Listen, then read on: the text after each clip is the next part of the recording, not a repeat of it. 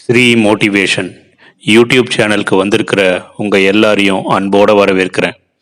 இந்த யூடியூப் சேனலில் சிந்தனையை தூண்டக்கூடிய குட்டி குட்டியான அழகான கதைகளை தான் நம்ம பார்க்க போகிறோம். வாங்க கதைக்குள்ளே போகலாம். இன்னைக்கு நம்ம பார்க்க போகிற வீடியோ பதிவு ஐயப்பனின் 18 படிகள் உணர்த்துவது. வேண்டுவோருக்கு வேண்டும் அருள் புரியும் சபரிமலை ஐயப்பன் குடியிருக்கும் ஆலயத்தில் அமைந்த பொன்னால் பதியப்பட்ட சத்தியம் நிறைந்த 18 படிகள் ஒவ்வொன்றுக்குமே காரணமும் தத்துவமும் உள்ளது. அது குறித்த வீடியோ பதிவு தான் இதில் நம்ம பார்க்க போகிறோம்.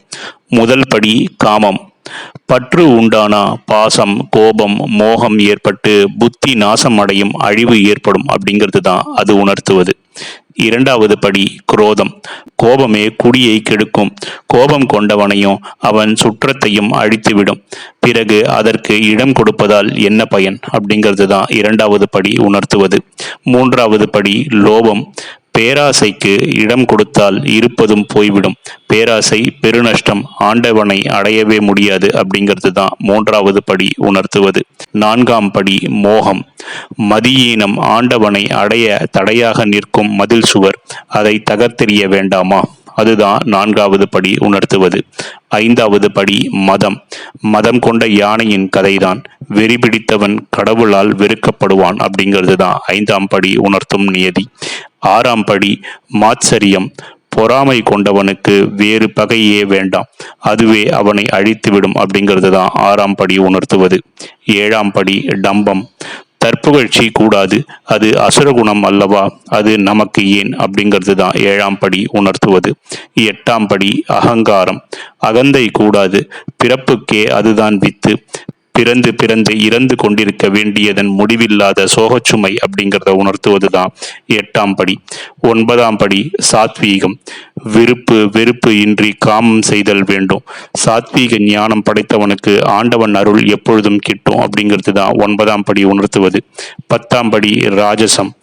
பயனில் இச்சை கொண்டு அகங்காரத்தோடு கர்மம் செய்தல் கூடாது அப்படிங்கிறது தான் பத்தாம் படி உணர்த்துவது. 11ஆம் படி தாமசம். அற்புத புத்தியை பற்றி நினைப்பது, மதி மயக்கத்தால் வினை செய்வது அப்படிங்கிறது தான் 11ஆம் படி உணர்த்துவது. 12ஆம் படி ஞானம்.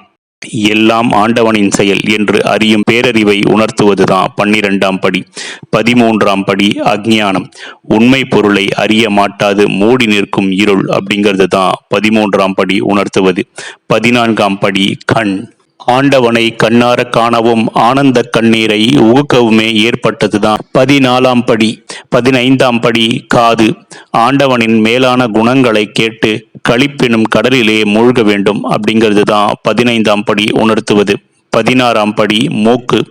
ஆண்டவன் சன்னதியில் இருந்து வரும் நறுமணத்தை முகர்ந்து புலகாங்கிதம் அடைய வேண்டும் அப்படிங்கிறது தான் 16ஆம் படி உணர்த்துவது. 17ஆம் படி நாக்கு. கடுஞ்சொற்களை உதிர்த்தல் கூடாது, ஆண்டவன் பெருமையையே பேச வேண்டும் அப்படிங்கிறது தான் 17ஆம் படி உணர்த்துவது. 18ஆம் படி மெய்.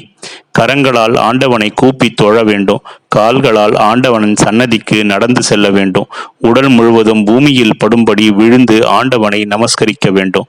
இந்த 18 வித குணங்களில் நல்லவற்றை பின்பற்றியும் தீயவற்றை களைந்தும் வாழ்க்கையில் படி ஏறி சென்றால்தான் இறைவன் அருள் நமக்கு கிடைக்கும். அதையே சபரிமலை 18 படிகள் நமக்கு உணர்த்துவது. இந்த வீடியோ பதிவு உங்களுக்கு பிடிச்சிருக்கும்னு நினைக்கிறேன். பிடிச்சிருந்தா லைக் பண்ணுங்க, கமெண்ட் பண்ணுங்க, உங்க ஃப்ரெண்ட்ஸுக்கு ஷேர் பண்ணுங்க. நன்றி.